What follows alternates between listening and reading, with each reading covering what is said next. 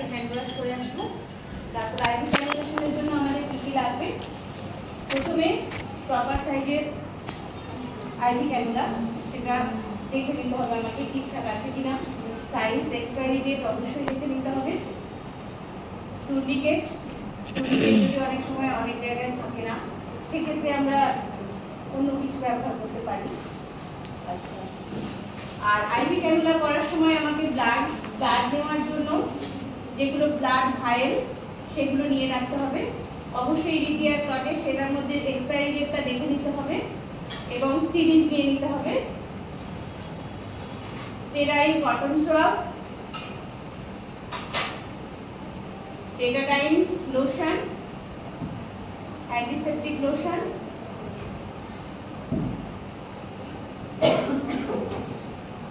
আর অবশ্যই sterile gloves, লিকোপ্লাস্টার। এই কয়েকটা জিনিস নিয়ে আমরা আইভি ক্যানুলেশন শুরু করব। আইভি ক্যানুলেশন করার আগে ম্যাডাম শুরুতেই বলে দিয়েছেন কোথায় কোথায় করা যায়। সেখান থেকে আমাকে একটু ওপরে মানে 2.5 সেন্টিমিটার ওপরে টুর্নিকেটটা বাঁধতে হবে, দিয়ে আইভি ক্যানুলা কোথায় ইনসার্শন করব সেই পয়েন্টটা ঠিকঠাকভাবে নোট করতে হবে। করে আমি 50 ডিগ্রি অ্যাঙ্গেলে আইভি ক্যানুলাটা খুলবো। তার আগে আমি প্রপার স্টেপ মেনটেন করে সব কিছু মেনটেন করে নিয়েছি, গ্লাভস পরে নিয়েছি। পরে নেওয়ার পরে আমি জেলকোটা খুলবো, খুলে 15 ডিগ্রি অ্যাঙ্গেলে আমরা সবাই জানি আইভি ক্যানুলেশনটা ইনসার্ট করব। করার পরে আমি সেটার থেকে স্টিলেরটা প্রথমে দেখে নিতে হবে একটুখানি টেনে ব্লাড আসছে কিনা। যদি দেখছি একটু ব্লাড আসছে, তাহলে আমি স্টিলেরটা খানিকটা বের করে নিয়ে স্টপার থাকলে স্টপার দিয়ে দেবো। আর যদি স্টপার আমার ব্লাড টানার দরকার হয়, আমি সিরিজ দিয়ে ব্লাডটা টেনে নেবো। নিয়ে আমার যে ফায়ারগুলোর মধ্যে ব্লাড কালেক্ট করার দরকার, সেখানে ব্লাডটা নিয়ে আমি স্টপার দিয়ে ওটাকে ফিক্স করে দেবো, লিকোপ্লাস্টার দিয়ে হোক বা মাইক্রোপোর দিয়ে। তারপরে যদি ডিরেকশন অনুযায়ী ফ্লুইডের অর্ডার থাকে, আমি কিছুক্ষণ 15 সেকেন্ড মতো ওয়েট করব। ওয়েট করার পরে আমি ফ্লুইডটা সঙ্গে সঙ্গে ফ্লুইড ক্যানুলাতে দেওয়া ঠিক নয়, 15 সেকেন্ড অপেক্ষা করার পরে আমি ফ্লুইডটা দিয়ে দেবো।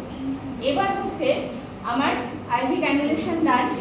এবার আমি এটা আইভি ক্যানুলেশনের পরে আমার যেটা করতে হবে, সেটা আমার যে এতক্ষণ প্রসিডিওরটা করলাম এটাকে টার্মিনেট করতে হবে।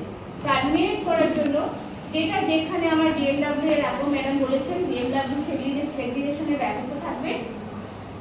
বিএমডব্লিউর জন্য আমাদের পরপর 3টে, একটা জেনারেল ওয়েস্ট ব্ল্যাক বাকেট, সেটা আমাদের নার্স স্টেশনের কাছে থাকে। আর বিএমডব্লিউ বাকেট হচ্ছে 3টে, ব্লু, ইয়েলো আর রেড। তো এইগুলো হচ্ছে আমার যেখানে বিএমডব্লিউ প্রপার সাইনেজ দেওয়া থাকবে, যেখানে আমার সেগ্রিগেট করার জায়গা, সেখানে আমার বিএমডব্লিউ সেগ্রিগেশনের বাকেটগুলো পরপর সাজানো থাকবে। আর হচ্ছে হোয়াইট পিপিসি থাকে, ব্লু পিপিসি থাকে, পাঞ্চার প্রুফ কন্টেনার। আর এর মধ্যে আমরা পাঞ্চার প্রুফ কন্টেনারটা দেখে নিয়েছি, এখানে ডেটটা অবশ্যই আমরা দেখবো এবং হাইড্রোক্লোরাইড 1% সলিউশন ডেইলি চেঞ্জ করবো। ব্লু পিপিসি কন্টেনার থাকবে, তার মধ্যে আমরা যে ইনজেকশন দিই বা ফাইল যদি থাকে অ্যাডবেল, এইগুলোকে এটার মধ্যে রাখবো, ঠিক আছে।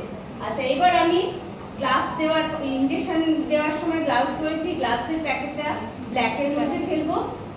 আইভি ক্যানুলেশন করেছি, আইভি ক্যানুলেশনের পর সাইড থেকে যেটা বেরিয়ে যাচ্ছে সেটা ব্ল্যাকে ফেলবো এবং আইভি ক্যানুলেশন পরে যে স্টিলেরটা বেরোচ্ছে সেটা অবশ্যই পাঞ্চার প্রুফ কন্টেনারের মধ্যে ফেলবো। আর প্লাস্টিকটা সেটা আমরা রেডের মধ্যে ফেলবো, ওকে।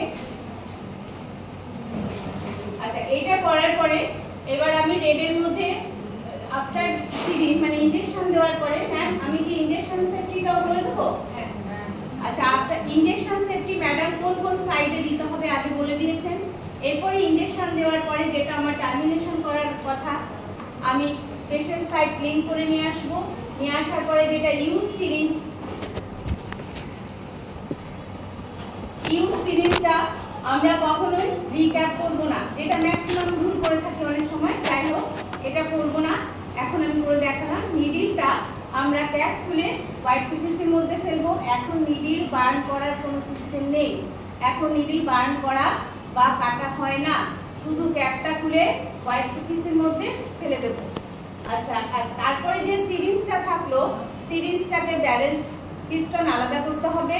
পরে যে নজলটা থাকবে, আমি এই নজলটা আমার ওয়ার্ডে 2 রকমের হাত কাটার, একটা ইলেকট্রিক পয়েন্ট কানেক্টেড হাত কাটার, একটা হ্যান্ড হাত কাটার। হাত কাটারের মধ্যে আমি অবশ্যই হাফটা কাটবো ডায়াল পিস্টন আলাদা করার পর, করে এটাকে রেড বাকেটের মধ্যে ফেলবো। আমরা কিন্তু অবশ্যই হাফটা কাটবো, নইলে এগুলো কিন্তু আবার রিব্যান্ড আমাদের কাছে চলে আসছে। আমরা ম্যাক্সিমাম ওয়ার্ডে ইনজেকশন দিতে গিয়ে দেখছি এইগুলো দিয়ে সব যখন টানছি এয়ার ফ্রি করতে যাচ্ছি সব সাইড দিয়ে লিক হয়ে বেরোচ্ছে, মানে ওগুলো সব ভাঙা রিপ্যাক হয়ে আমাদের কাছে চলে আসছে। তাই প্লিজ সবাই যেন আমরা এই হাফটা কেটে ফেলি, একটু দেখবেন প্লিজ সবাই। তো এই টোটাল প্রসিডিওরটা হয়ে যাওয়ার পর আমরা আবার নিজেদের হ্যান্ড ওয়াশ করব। হ্যান্ড ওয়াশ করে আমরা নেক্সট যে কাজগুলো করব সেটা কন্টিনিউ করতে পারবো। এরপরে যদি ইনজেকশন সেফটিটা বলবে, কিন্তু এখানে তিনটে জিনিস আমি আরো হাইলাইট